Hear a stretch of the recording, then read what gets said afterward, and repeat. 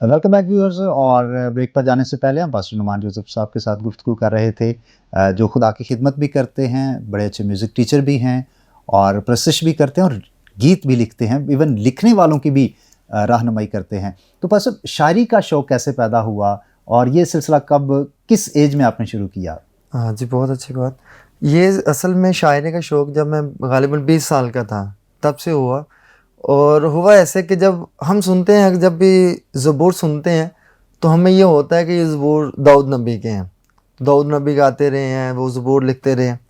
میرے استاد جی تھے، جب انہوں نے مجھے ہارمونیم سکھانا شروع کیا تو ہم جو گیت گاتے، زبور گاتے، اس میں انہوں نے ایک بڑی اچھی چیز مجھے سکھائی، تلفظ کی ادائیگی، جس میں ہم کافی جگہوں پہ رہ جاتے ہیں. تلفظ کی ادائیگی، جب انہوں نے تلفظ کی ادائیگی پہ بریفنگ کرنا شروع کی تو میں نے سوچا کہ زبور اگر ہم پڑھتے ہیں، ہم گاتے ہیں، اس میں تلفظ بھی اگر ہم ٹھیک کرتے ہیں تو کیوں نہ ہم خود بھی لکھیں تاکہ تلفظ کی غلطی نہ ہو یا ایک معیاری شاعری ہم لکھ سکیں. تو سب سے پہلے میں نے جب اپنے استاد جی سے، چونکہ وہ بھی شاعر تھے، ان سے شعر سننا شروع کیے یا انہوں نے شعر کہنا شروع کیے تو مجھے بھی اندر ایک تڑپ پیدا ہوئی کہ میں بھی خداوند کے لیے لکھوں. میں گاتا ہوں، چونکہ گانے والا جب تک عبادت کی نوعیت کو نہیں سمجھے گا تو تب تک وہ عبادت کا ماحول نہیں قائم کر سکے گا. تو میں نے سوچا کہ کیوں نہ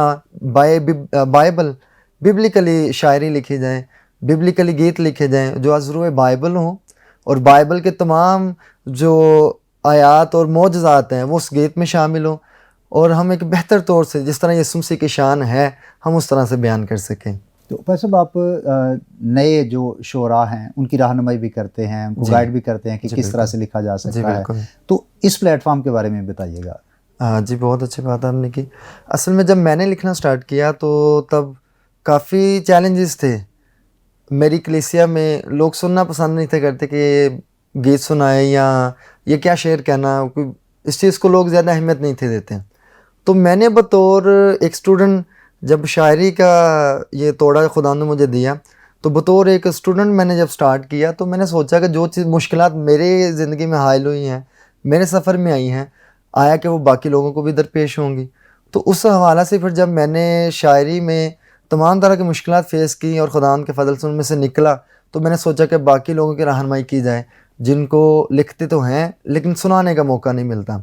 تو اس حوالہ سے میں نے اپنے والدین سے بات کی، میرے والد صاحب جنہوں نے اس معاملے میں بہت زیادہ سپورٹ کیا، ان سے بات چیت کر کے، اور ایک بھائی ہیں شمسون مخزن، ان سے بات چیت کر کے ہم نے ایک کمیونٹی تشکیل دی، ایک تنظیم بنائی جس کا نام ہے مسیحیت بھی سنگت، اور میں مسیحیت بھی سنگت کا پریزیڈنٹ آف لاہور بھی رہا ہوں.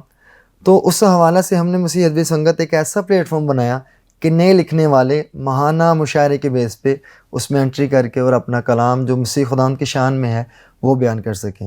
اور اس کے علاوہ ان سٹوڈنٹس کو جو ہماری کوائر میں تھے یا نئے لکھنے والے دوست تھے ان کو بھی گائیڈنس دی جائے تاکہ وہ لکھیں اور از روئے بائبل لکھیں اور شاعری کے تمام تقاضات کے حوالہ سے وہ اس کو مزید اچھا کر سکیں.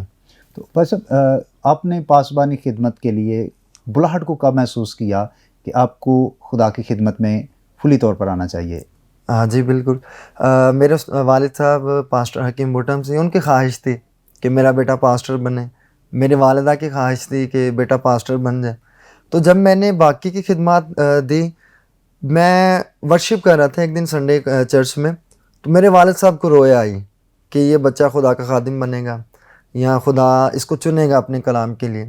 تو میں نے تب سے دعا کرنا شروع کی کہ خداوند اگر تیری طرف سے بلاہٹ ہے تو تیرا بندہ حاضر ہے. جس طرح سیموئیل نبی کو خدا نے بلایا تو اس نے کہا تیرا بندہ حاضر ہے. تو میں نے کہا خداوند اگر تو چاہتا ہے، ابھی میں اس قابل نہیں ہوں. جس طرح داؤد ابھی چھوٹا ہی تھا تو وہ ایک بہت بڑے سورما سے لڑا، جاتی جولیت سے، تو اسی طرح میں نے کہا خداوند اگر تو مجھے زور بخشے گا، تو مجھے اس قابل بنائے گا تو میں بنوں گا، میں تیرا کلام بھی سناؤں گا اور اس طرح کے جو سورما ہیں ان سے بھی لڑ سکوں گا جس طرح تو نے داؤد کو طاقت بخشی. تو اس طرح مجھے جب خداوند کی طرف سے والد صاحب کے ذریعے سے بلاہٹ آئی تو میں نے سوچا کہ اب خداوند کی خدمت سٹارٹ کی جائے، اس کا کلام لوگوں تک پہنچایا جائے تاکہ زیادہ سے زیادہ زندگیاں خداوند میں آ سکیں. سپر صاحب، آپ نے بطور میوزک ٹیچر ایک جاب بھی شروع کی، تو یہ کیسا ایکسپیرینس رہا، اس کے بارے میں بتائیے گا. ہاں جی، بالکل. میوزک ٹیچر میں اصل میں یہ رہا ہے کہ اس کو مجھے پلس پوائنٹ یہ ملا کہ جو اسٹوڈنٹس میرے میوزک میں اسٹوڈنٹس تھے ان کو پھر میں پوئٹری کی طرف بھی لے کے آیا. تو اس میں 3 چیزیں تھیں.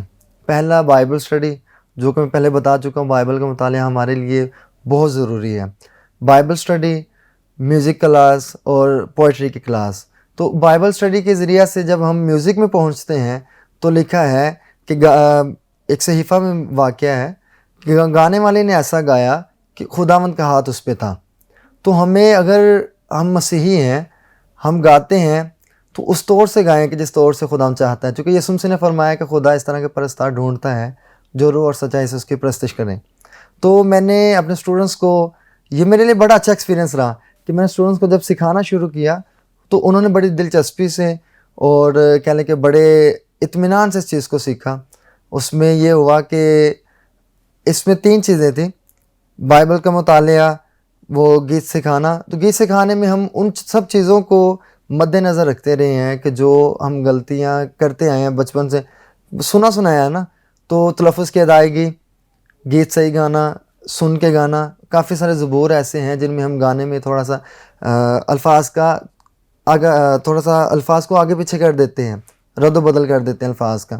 وہ اس کے علاوہ، اور اس میں سب سے زیادہ چیز میں نے جس کا دھیان رکھا کہ ہمیں ان کمپوزیشنز کو، ان طرزوں کو مد نظر رکھنا ہے یا قائم رکھنا ہے جو صدیوں پرانی ہمارے پاس آتی رہی ہیں. جس طرح زبور خدا تیری روح تو میں بھلا نس کے کدھر جاواں، اس کی کافی زیادہ کمپوزیشنز ہیں، لیکن اس کے الفاظ ہم بعض اوقات اس میں گانے میں غلطی کر جاتے ہیں.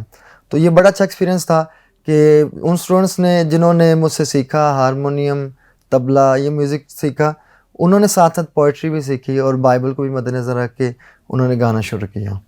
پاسا، پروگرام کے اختتام پہ آپ ہمارے دیکھنے والوں کو کوئی خاص پیغام جو دینا چاہیں؟